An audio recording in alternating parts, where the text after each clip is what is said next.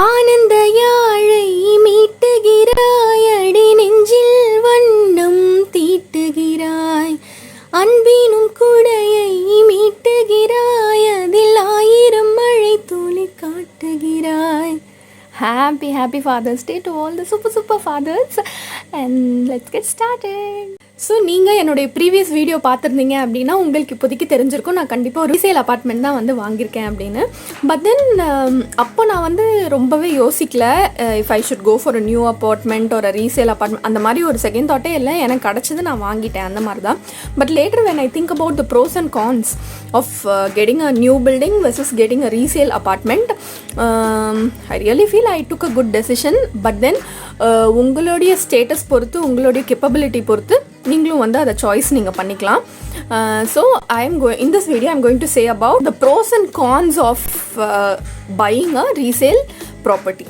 First வந்து நம்ம குயிக்காக ப்ரோஸ் எல்லாம் மட்டும் பார்த்துடலாம். ஸோ தட் உங்களுக்கு ஒரு ஐடியா கிடைக்கும். கான்ஸ் வந்து எனக்கு தெரிஞ்ச வரைக்கும் நான் பர்சனலாக எக்ஸ்பீரியன்ஸ் பண்ண வரைக்கும் வந்து கான்ஸ் கம்மியாக தான் இருக்குது. ஸோ ஃபஸ்ட்டு ப்ரோஸ் பார்த்துடலாம். அதில் ஃபஸ்ட்டு ப்ரோ என்ன அப்படின்னா வந்து இப்போ நீங்கள் ஏரியா எடுத்துக்கிறீங்க. ஃபார் எக்ஸாம்பிள் நான் எனக்கு வந்து ஒரு 1000 ஸ்கொயர் ஃபீட்டில் எனக்கு ஒரு வீடு வேணும் அண்ட் இந்த ஏரியாவில் தான் பார்த்துட்டுருக்கேன் அப்படின்ட்டு. அப்படி பார்த்துக்கும்போது ஜென்ரலைஸ்டாக என்னென்னா ஒரு நியூ பில்டிங் ஒரு ரீசேல் அப்பார்ட்மெண்ட் இது ரெண்டுத்தையும் கம்பேர் பண்ணிங்க அப்படின்னா அதோட காஸ்ட் வந்து பார்த்திங்கன்னா 70% ஒரு ரீசேல் ப்ராப்பர்ட்டியோட காஸ்ட் வந்து 70% ஆஃப் தி நியூ பில்டிங் அப்படின்னு இருக்கும். ஃபார் எக்ஸாம்பிள் இப்போ நம்ம வந்து நினச்சிக்கலாம் அந்த 1000 ஸ்கொயர் ஃபீட் வந்து நீங்கள் 50 lakhsக்கு வந்து ஒரு நியூ பில்டிங் கிடைக்குது அப்படின்னா அதே ஒரு ரீசேல் அப்பார்ட்மெண்ட் போனீங்க அப்படின்னா அது ஒரு 35 lakhsலேயே நீங்கள் வந்து வாங்கிடலாம். ஸோ இதுதான் ஒரு எக்ஸாம்பிள். ஸோ இது வந்து one of the main difference of buying new building and buying a resale apartment.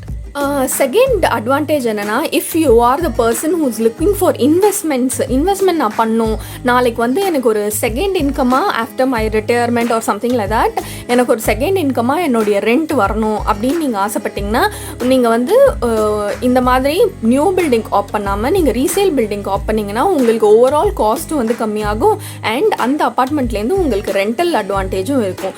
So இது ஒன்றும் ஒரு biggest pros of finding resale apartment. If you are going for an investment, resale property is a super option that you can look for. Third main advantage நான் என்ன பார்த்தேன் அப்படின்னா வந்து இப்போ எவ்வளோ டெக்னாலஜிஸ் வச்சு அவங்க வந்து பில்டிங் கட்டுறாங்க, நிறைய பில்டிங் வந்து விழுறது. ஐம் ரியலி சாரி, பட் அந்த மாதிரி தான் இருக்குது situation.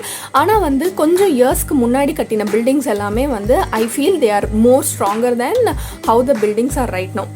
So it doesn't mean இப்போ இருக்கிறதெல்லாம் வந்து மோசமாக இருக்குதுன்னு நான் சொல்ல வரல. பட் தென் இப்போ இருக்கிறத விட பழைய பில்டிங் வந்து மோர் ஸ்ட்ராங்கராக இருக்குது அப்படின்றத நான் வந்து ஃபீல் பண்ணுறேன். It's my personal experience.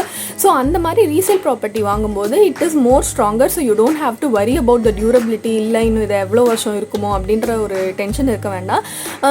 Even நான் வந்து என்னுடைய ரீசேல் அப்பார்ட்மெண்ட் வாங்கும்போது அது வந்து 10 வருஷம் பழைய ஃப்ளாட்டு, அது அப்பயே கட்டிட்டாங்க, அதுதான் நான் வாங்கினேன். பட் நான் அதை வந்து டைல்ஸு அதெல்லாம் வந்து ரெனோவேட் பண்ணினேன். ஸோ அந்த ரெனோவேட் பண்ணும்போது என்ன ஆகுது அப்படின்னா த பர்சன் அவங்க யார் ஒர்க் பண்ண வந்தாங்களோ அவங்க சொன்னாங்க ரொம்ப ஸ்ட்ராங்காக கட்டியிருக்காங்க, இதை வந்து ரெனோவேட் பண்ணுற டைல்ஸ் எடுக்கவே வந்து வி ஆர் ஃபீலிங் வெரி கஷ்டமாக இருக்குது எடுக்கிறதுக்கு. ஸோ அந்தளவுக்கு ஸ்ட்ராங்காக இருக்குது பில்டிங் அப்படின்னு சொன்னாங்க. ஸோ அதை வச்சு சொல்கிறேன். ஸோ பில்டிங் வந்து வீக்காக இருக்குமோ அப்படின்றது வந்து நீங்கள் வரி பண்ணிக்க வேண்டிய அவசியம் இல்லை. நெக்ஸ்ட் அட்வான்டேஜ் பார்த்தீங்க அப்படின்னா இப்போ ரெண்டு சாய்ஸ் இருக்குதுன்னு வச்சுக்கோங்க. ஒன்று வந்து ரொம்ப உள்ளே இருக்குது ஒரு நியூ பில்டிங், கொஞ்சம் மெயின் ரோடுலேருந்து ரொம்ப உள்ளே ஒரு 2-3 kilometers உள்ளே இருக்குது, அது வந்து நியூ பில்டிங்.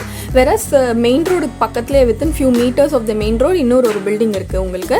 பட் முன்னாடி இருக்கிற பில்டிங் வந்து ரீசேல் அப்பார்ட்மெண்ட், பின்னாடி towards inside the main road will be your new apartment வச்சிங்கன்னா it is always better you go for a resale property. ஏன் அப்படி சொல்கிறேன் அப்படின்னா வந்து என்றைக்குமே வந்து ரீசேல் ப்ராப்பர்ட்டியோ இல்லைனா வந்து நியூ பில்டிங்கோ ரெண்டுத்துக்குமே வந்து லேண்ட் வந்து இட்ஸ் ஆல்வேஸ் அப்ரிஷியேஷனில் தான் இருக்கும். நீங்கள் இன்றைக்கி வாங்கினீங்கன்னா நாளைக்கு வந்து இந்த லேண்ட் அப்ரிஷியேஷன்லேயே தான் போகும்.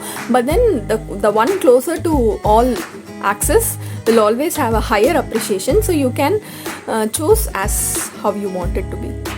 இன்னொரு மெயின் அட்வான்டேஜ் நான் என்ன பார்க்குறேன் அப்படின்னா, இப்போது you see like if you are a persons like me, like நம்மளுக்கு வந்து ஐ மீன் மிடில் கிளாஸ், எனக்கு வந்து ரொம்ப சோர்ஸ் ஆஃப் இன்கம் கிடையாது, but then I wish to do something for my family அப்படின்றவங்களுக்கு ரீசேல் அப்பார்ட்மெண்ட் வாங்குறது வந்து very very super choice.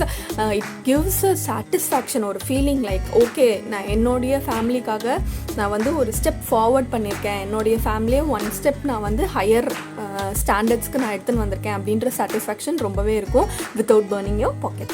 So நான் ப்ரோஸ் எல்லாமே சொல்லிட்டேன். இப்போ வந்து அதோட கான்ஸு சொல்கிறேன். One of the main cons வந்து என்ன அப்படின்னா வந்து ரெஜிஸ்ட்ரேஷன் காஸ்ட் எனக்கு வந்து கரெக்டாக ஐ ஃபர்காட் ஆக்சுவலி என்ன பர்சன்டேஜ் அப்படின்றது எனக்கு தெரியல. பட் ரெஜிஸ்ட்ரேஷன் காஸ்ட் வந்து நியூ பில்டிங்கை விட ரீசேல் ப்ராப்பர்ட்டியோட ரெஜிஸ்ட்ரேஷன் காஸ்ட் வந்து slightly higher than the new காஸ்ட்டோட பில்டிங்.